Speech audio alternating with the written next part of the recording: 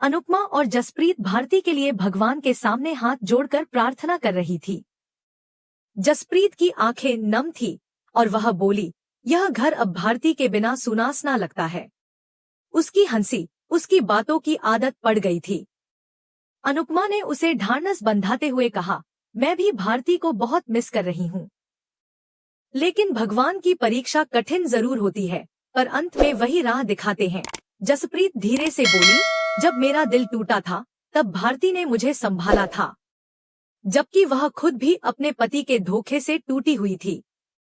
आज वही भारती जिंदगी और मौत की लड़ाई लड़ रही है। क्या वो बच पाएगी?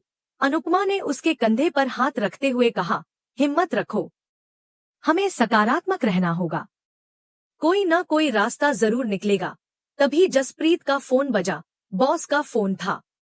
वह घबराई हुई आवाज में अपने बॉस से भारती के इलाज के लिए लोन की गुजारिश करती है, मगर जवाब नकारात्मक मिलता है। बॉस कहता है कि अभी तुरंत लोन संभव नहीं है। जसप्रीत की आंखों में चिंता बढ़ जाती है। वह कहती है, हमें हॉस्पिटल का खर्चा भी उठाना है और घर का किराया भी भरना है। कुछ समझ नहीं आ रहा अनुपमा। उधर घर के एक कोने में एक और तूफान खड़ा हो रहा था। प्रार्थना पराग के सामने खड़ी थी। उसकी आंखों में गुस्सा और दिल में दर्द भरा हुआ था। वह कहती है, यह बच्चा अंश का नहीं है, यह गौतम का है। गौतम तुरंत बोल पड़ता है, झूठ मत बोलो, अपना पाप मेरे सिर पर मत डालो। प्रार्थना गहरी सांस लेते हुए कहती है, मैं जानती हूँ यह कहना आसान नहीं है, लेकिन मुझे यह बच्चा नहीं चाहिए था। गौतम ने मेरे साथ कई बार जबरदस्ती की, इसलिए ये सब हुआ। यह सुनते ही मोटी बा गुस्से से कहती है, क्या तुझे अपने बाप के सामने ऐसी बात करते हुए शर्म नहीं आती? भूल गई कि गौतम तेरा पति है? लेकिन प्रार्थना चुप नहीं रहती। वह कहती है, पति होना परमेश्वर होने का प्रमाण नहीं होता। जबरदस्ती किसी के साथ भी गलत है, चाहे वो पति हो या कोई और। इस आदमी ने मुझे हमेशा एक खिलौने की तरह इस्तेमाल किया है। पराग अवाक खड़ा था। प्रार्थना आगे कहती है, अगर आपको मेरी बात पर यकीन नहीं है तो कोई बात नहीं, लेकिन मैं इस बच्चे को गौतम का नाम नहीं दूंगी। यह बच्चा सिर्फ मेरा है। मोटी बा गुस्से में कहती है, तुझे ये सब बातें कौन सिखा रहा है? जरूर अनुपमा का असर है। प्रार्थना मुस्कुराते हुए कहती है, हाँ, अनु आंटी ने ही मुझे हिम्मत दी है, जो आज तक मेरे साथ है। उसी समय पराग उसे कहता है, मैंने तुम्हें यहाँ इसलिए बुलाया है ताकि तुम इस घर में रहो। लेकिन प्रार्थना तुरंत कहती है, जब तक गौतम इस घर में है मैं यहाँ नहीं रह सकती। गौतम व्यंग्य में कहता है, पति के साथ नहीं रह सकती, लेकिन बॉयफ्रेंड के साथ रह सकती हो। साफ कह दो कि तुम्हें अंश के साथ रहना है। प्रार्थना गुस्से से कहती है, हाँ, मुझे वहीं रहना है, क्योंकि वहाँ के लोग मुझे समझते हैं, मेरा ध्यान रखते हैं और मैं वहाँ सुरक्षित महसूस करती हूँ। फिर वह गौतम की आंखों में आंखें डालकर कहती है, तुमने मुझे हमेशा टॉर्चर किया, लेकिन अंश ने हमेशा मुझे सपोर्ट किया। यह बच्चा अंश का नहीं है और हमारे बीच ऐसा कुछ नहीं हुआ है, लेकिन मैं पहली बार किसी के लिए महसूस कर रही हूँ कि वो मुझे अच्छा लगने लगा है। यह सुनकर सभी हैरान रह जाते हैं। प्रार्थना रोते हुए कहती है, यह बच्चा सिर्फ मेरा है, इस पर और मुझ पर तुम्हारा कोई अधिकार नहीं है। ख्याति इसी दौरान कमरे में आती है और ताना मारती है, वाह अनुपमा, तुम्हारा एक और प्लान कामयाब हो गया। राही यह सुनकर चौंक जाती है।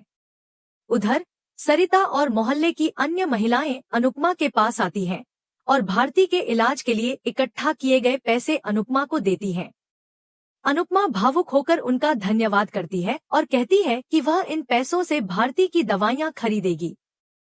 सरिता बोलती है, एक दिन पहले तक भारती कितनी खुश थी और आज ऐसी हालत में है। अनुपमा उन्हें ढांढस बंधाती है, भगवान सब ठीक करेंगे। जसप्रीत रोते हुए मन्नत मांगती है कि अगर भारती ठीक हो गई तो वह सिद्धि विनायक मंदिर जाएगी। अनुपमा कहती है, हम सब चलेंगे। पराग और मोटी बा के बीच इस पूरे प्रकरण को लेकर बहस होती है। मोटी बा कहती है, अब तो तुम मानते हो ना कि गलती तुम्हारी बेटी की है, न कि हमारे जमाई जी की। गौतम भी पराग से कहता है, प्रार्थना अब अंश से प्यार करने लगी है, अगर मेरे जाने से वह लौट आती है तो मैं घर छोड़ देता हूँ। पराग गुस्से में कहता है, अगर जाना है तो चले जाओ, मैं नहीं रोकूंगा। लेकिन मोटी बा बीच में टोकती है, अगर गौतम गया तो मैं भी यह घर छोड़ दूंगी। पराग यह सुनकर चुप रह जाता है और गौतम के चेहरे पर हल्की सी मुस्कान आ जाती है। इसी बीच दूसरी ओर प्रार्थना अंश से भावुक होकर कहती है, मैं तुम्हें किसी जिम्मेदारी में नहीं बांधना चाहती, लेकिन तुम मुझे अच्छे लगने लगे हो। उसकी आंखों में पहली बार कोई उम्मीद, कोई कोमलता झलकती है, जो उसके टूटे हुए अतीत से आगे बढ़ने की शुरुआत थी। प्रार्थना की आंखों में एक अजीब सी चमक थी जब उसने अंश की ओर देखा और धीमे स्वर में कहा, जब मैंने पहली बार गौतम को देखा था तो लगा था कि शायद इस दुनिया में परफेक्ट जेंटलमैन होते ही नहीं हैं। लेकिन जब तुमसे मिली तो समझ आया कि किसी लड़के को जेंटलमैन बनने के लिए समय नहीं, बल्कि संस्कार चाहिए होते हैं। अंश उसकी ओर देखकर मुस्कुराया, लेकिन उसका चेहरा गंभीर था। वह कहता है, मैं दोस्त से ज्यादा कुछ नहीं बन पाऊंगा। मेरी जिम्मेदारियां इतनी बड़ी हैं कि मैं किसी रिश्ते में नहीं बंध सकता। प्रार्थना उसकी आंखों में झांकते हुए कहती है, कोई बात नहीं, दोस्ती ही काफी है। दोनों के बीच एक न समझा जाने वाला सा रिश्ता बनता है, न प्रेम, न दूरी, बस एक सच्ची समझ। उधर अनुपमा अपने मन में एक बड़ा फैसला लेकर ज्वेलरी की दुकान पहुंचती है। वह झुमके निकालती है जो अनुज ने कभी उसे प्यार से दिए थे। उन झुमकों में सिर्फ सोना नहीं था, यादें थी, लेकिन भारती की जान बचाने के लिए वह सब भूल गई। सुनार 60,000 रुपए देने को तैयार होता है और अनुपमा झुमके देकर पैसे ले लेती है। उसकी आंखों में दर्द भी था और संतोष भी। जब वह घर लौटती है तो जसप्रीत को बताती है कि उसने इलाज के लिए 60,000 रुपए जुटा लिए हैं। जसप्रीत हैरान होकर पूछती है कि इतने पैसे कहां से आए। जब उसे पता चलता है कि अनुपमा ने अपने इयररिंग्स बेच दिए तो वह रो पड़ती है। वह कहती है, तुम इतना बड़ा बलिदान कैसे कर सकती हो। अनुपमा मुस्कुराकर कहती है, किसी की जिंदगी बचाने से बड़ी कोई पूजा नहीं होती। वे दोनों अस्पताल जाने के लिए निकलती हैं, तभी उनका मकान मालिक सामने आ जाता है और उनके हाथों में पैसे देखकर रुक जाता है। वह उन्हें रोककर किराए की मांग करता है। जसप्रीत कहती है, ये पैसे भारती के इलाज के लिए हैं। लेकिन मकान मालिक कोई दया नहीं दिखाता। अनुपमा उसे समझाती है कि वह चाहे तो अस्पताल चलकर सच्चाई देख सकता है, पर वह नहीं मानता। अनुरोध करने पर भी जब वह नहीं झुकता तो अनुपमा गुस्से में पैसे निकालकर किराया दे देती है। मकान मालिक पैसे लेकर चला जाता है और दोनों अस्पताल की ओर बढ़ती हैं। दूसरी ओर पाखी अपने पार्लर से सैंपल प्रोडक्ट्स बेचकर बड़ी रकम इकट्ठा करती है। ईशानी जब यह देखती है तो उसे चिंता होती है कि कहीं यह मुसीबत न बन जाए। लेकिन पाखी बेपरवाह होकर कहती है, रईस लोग ध्यान नहीं देते इन बातों पर, और अब तुम्हें सोच समझकर चलना है। राजा तो निकल गया, पर रानी बनने का मौका अब भी है।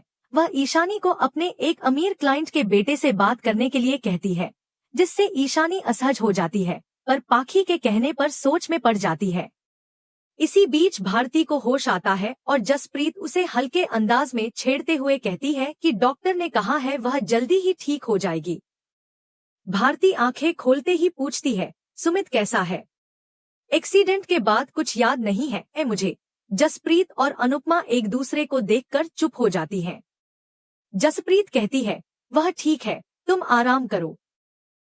लेकिन भारती को शक होता है और वह कहती है, तुम दोनों कुछ छुपा रहे हो, मुझे सच बताओ। जसप्रीत आखिरकार कहती है, सारे मर्द एक जैसे होते हैं, सुमित भी अलग नहीं था, तुझे तड़पता छोड़कर भाग गया। भारती यह सुनकर चौंक जाती है और सुमित को फोन करती है।